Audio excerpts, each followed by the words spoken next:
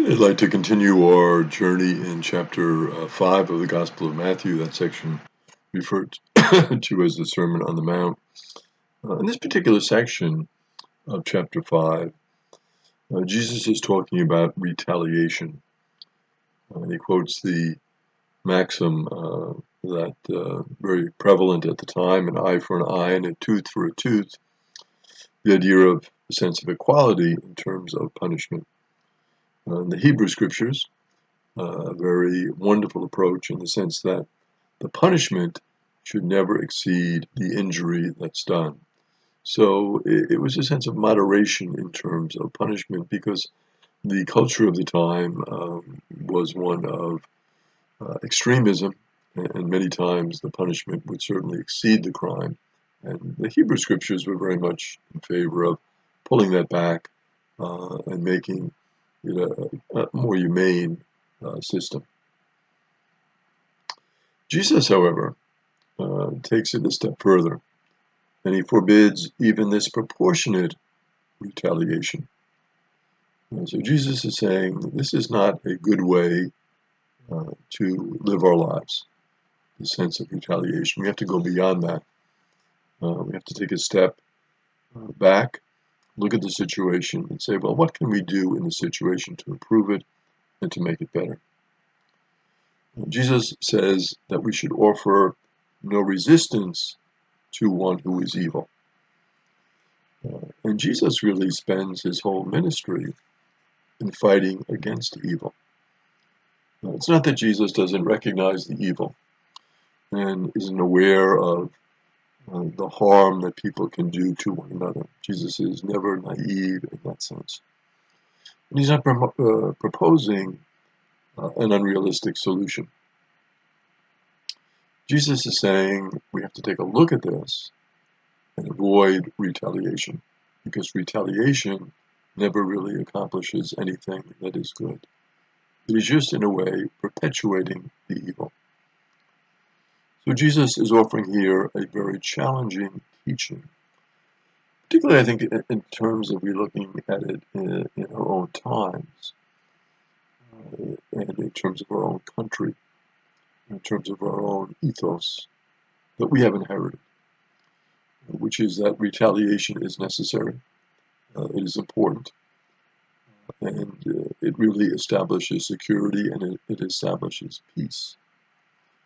So retaliation, if someone strikes us, we will immediately figure out a plan to strike them back.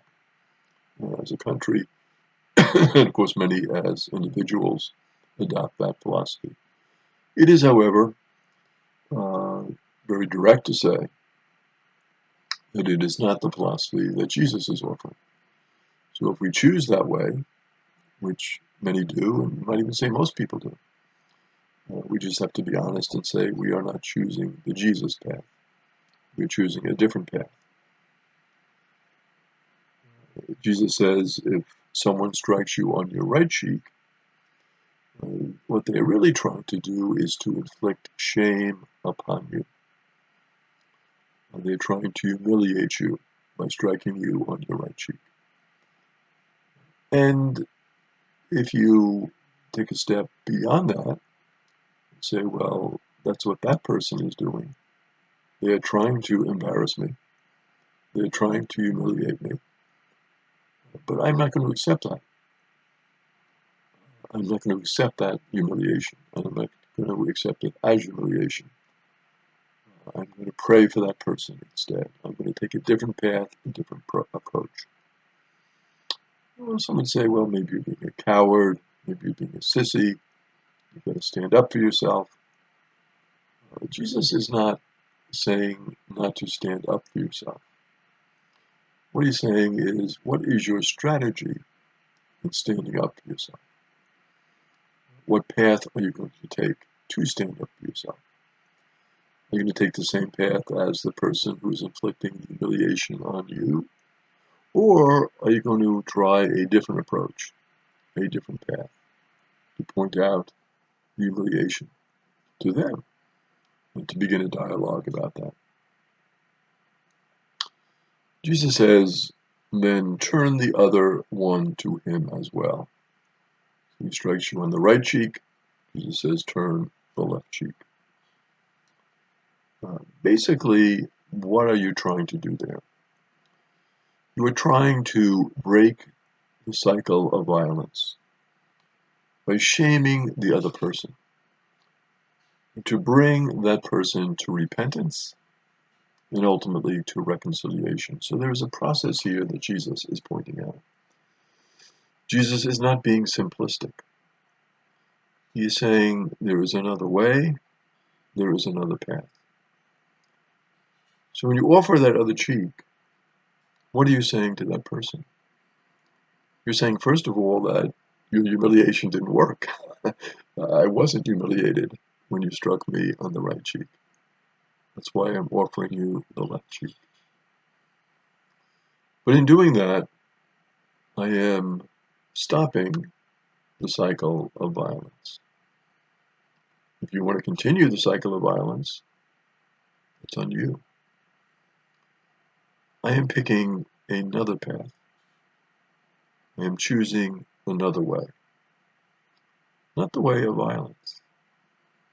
I'm choosing the way of reconciliation. I'm choosing the way of repentance. I'm trying to show you that there is another possibility.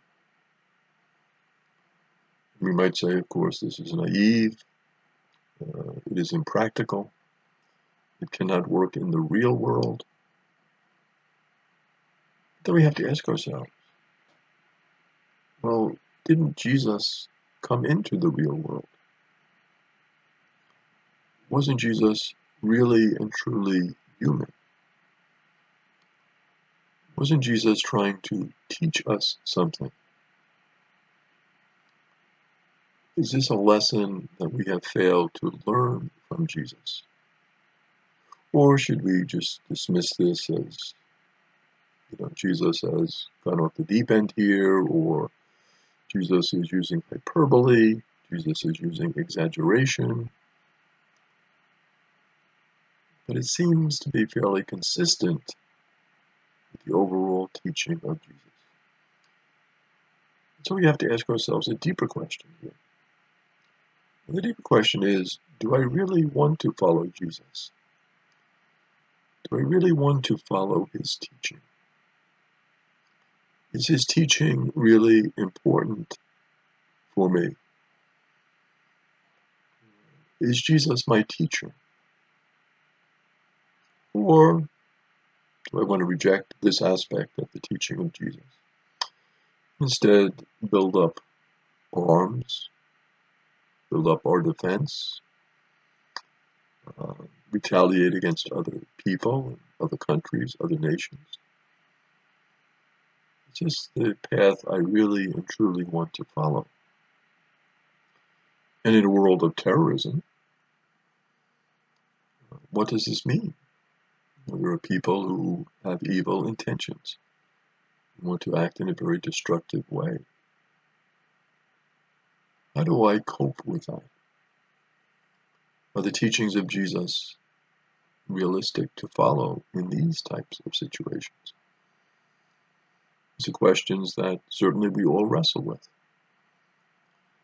But it's instructive here to look at one thing. Well, what is Jesus truly teaching us here? What is Jesus truly all about as he teaches us in the Sermon on the Mount in chapter 5? Jesus then mentions about the tunic, and he says, if anyone wants to go to law with you over your tunic, and what's this about the tunic? And the fact that you should give them your cloak as well, going beyond.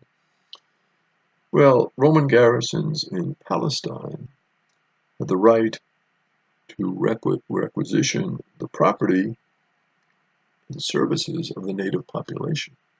It sort of came with the territory. They could do this if they wanted to do it.